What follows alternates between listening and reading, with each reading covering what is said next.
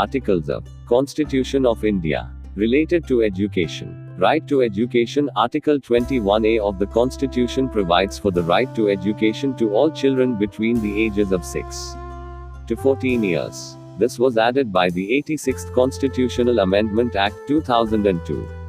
Directive Principles of State Policy. The Directive Principles of State Policy, DPSP, contained in Part 4 of the Constitution provides for several provisions related to education, including the duty of the state to provide free and compulsory education for all children until they complete the age of 14 years. Article 45. Union and State List. Education is included in both the Union List, List I, and State List, List II, of the 7th Schedule of the Constitution. The Union List includes areas such as university education, professional education, and technical education. The State List includes areas such as primary education, secondary education, and vocational education.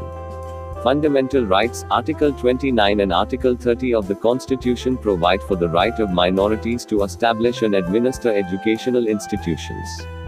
National Education Policy. The National Education Policy is a policy document that guides the development of education in the country. While not a part of the Constitution, it is an important policy document that reflects the priorities of the government in the area of education. The most recent National Education Policy was released in 2020.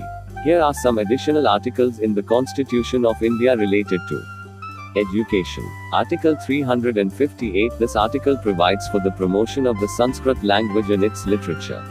Article 351. This article provides for the development and promotion of the Hindi language and its literature.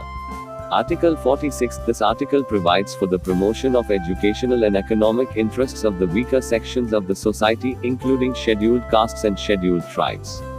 Article 51(8). This article provides for the fundamental duties of citizens, which includes the duty to provide opportunities for education to their children between the ages of 6 and 14 years. Article 243(g). This article provides for the promotion of educational and cultural activities among rural communities through panchayats. Article 243(z)(d). This article provides for the promotion of education and economic development of weaker sections of society through municipalities. Article 243(s). This article provides for the establishment of educational institutions by panchayats. Article 243(w). This article provides for the reservation of seats in educational institutions for women in panchayats.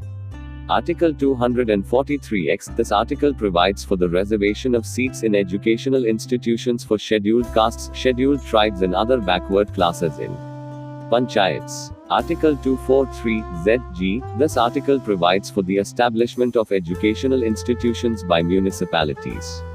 Article 243(z)(h). This article provides for the reservation of seats in educational institutions for women in municipalities. Article 243(z). This article provides for the reservation of seats in educational institutions for scheduled castes, scheduled tribes, and other backward classes in municipalities. Article 371. This article provides for special provisions with respect to educational and cultural rights of certain sections of the society in the states of Nagaland, Assam, Manipur, Andhra Pradesh, and Mizoram. Article 31. This article provides the right to religious and linguistic minorities to establish and administer educational institutions of their choice.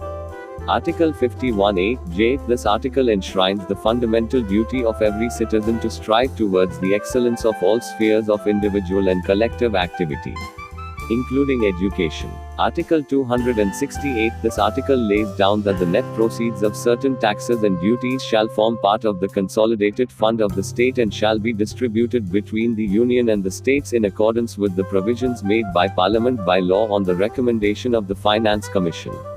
These proceeds include taxes on professions, trades, callings, and employments which can be used for the promotion of education by the states. Article 330. This article provides that seats shall be reserved in the Lok Sabha for scheduled castes and scheduled tribes, and that the President may nominate 2 members of the Anglo-Indian community to the Lok Sabha, if in his opinion, they are not adequately represented. Article 332. This article provides that seats shall be reserved for scheduled castes and scheduled tribes in the legislative assemblies of the states.